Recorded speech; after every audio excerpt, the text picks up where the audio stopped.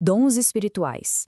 Esse é um assunto que, nossa, gera muita conversa, muito debate, né? Principalmente hoje em dia com os movimentos pentecostais e carismáticos tão presentes.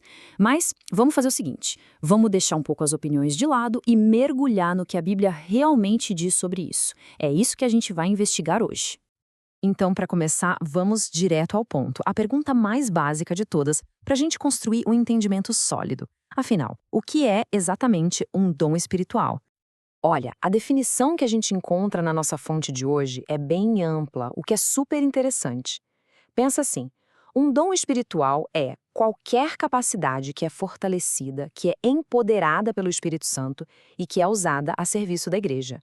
Essa definição, por si só, já abre um leque de possibilidades, né? E aqui a coisa fica ainda mais legal. A fonte agrupa esses dons em duas grandes categorias. De um lado, a gente tem habilidades que podem até parecer naturais, sabe? Como ensinar, ter um coração misericordioso ou ser bom em administração. Do outro lado, tem aquelas que a gente costuma chamar de milagrosas, tipo profecia, cura ou dom de línguas.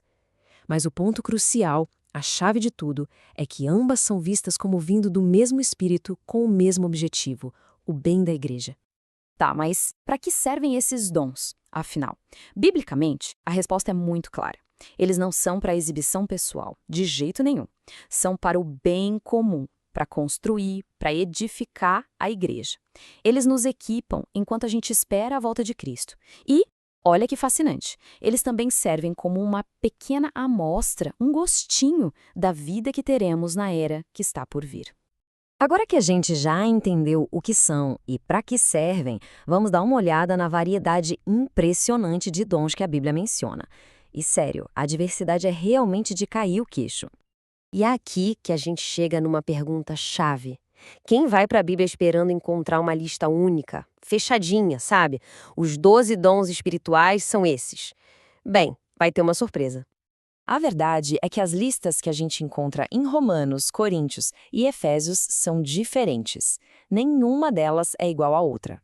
Para ter uma ideia, Paulo chega a mencionar casamento e celibato como dons. O que isso nos mostra? Que essas listas não são para ser um catálogo completo, mas sim exemplos da riqueza e da diversidade da ação de Deus. E essa citação de Pedro, nossa, ela amarra tudo de um jeito perfeito. A variedade de dons nada mais é do que um reflexo da graça multiforme de Deus. Ou seja, uma graça com muitas formas, muitas facetas. A ideia não é comparar, mas sim admirar essa riqueza. Ok, beleza. Já entendemos o que são os dons, sua variedade, seu propósito. A pergunta lógica que vem agora é, tá, e na prática? Como uma pessoa pode descobrir ou até mesmo desenvolver esses dons na própria vida? Um ponto que é absolutamente fundamental aqui é o seguinte: dons não são como um troféu que se ganha e pronto, fica na estante. A fonte os compara a músculos. Eles podem ser mais fortes ou mais fracos e precisam ser exercitados para se desenvolver. Lembra quando Paulo disse para Timóteo manter viva a chama do dom? Isso sugere que a gente tem um papel ativo nisso.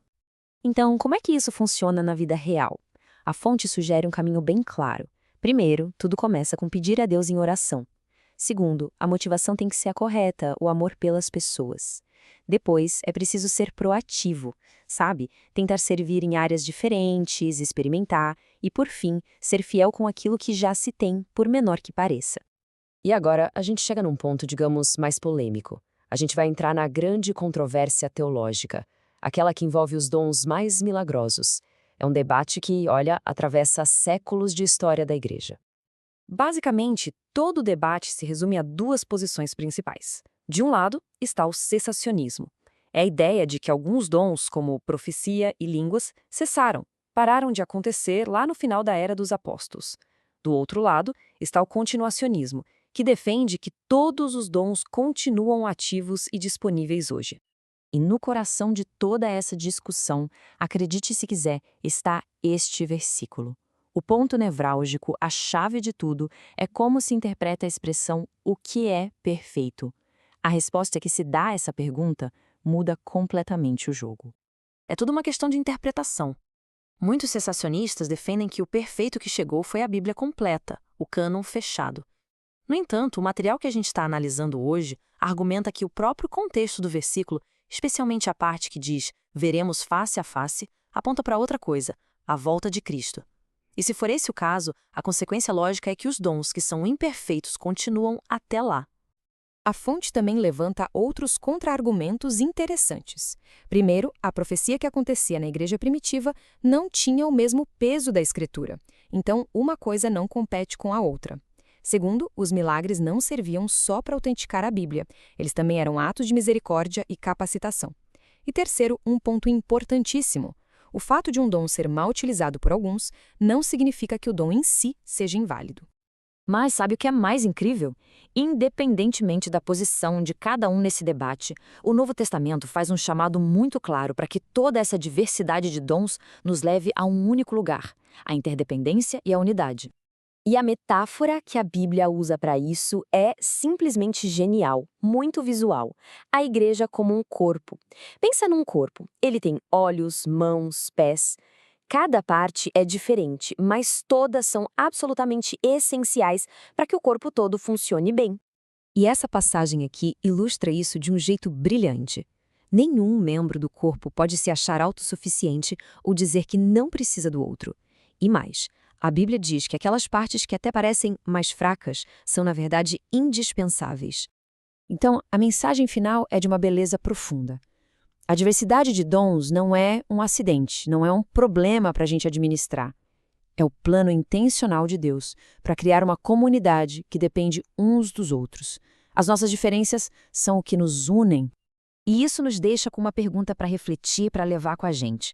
Como é que essa variedade incrível de dons pode se tornar uma fonte de força e de união, construindo pontes entre as pessoas, em vez de levantar muros de divisão? A gente fica por aqui hoje. Na próxima semana voltamos com uma nova análise. Que Deus abençoe a todos.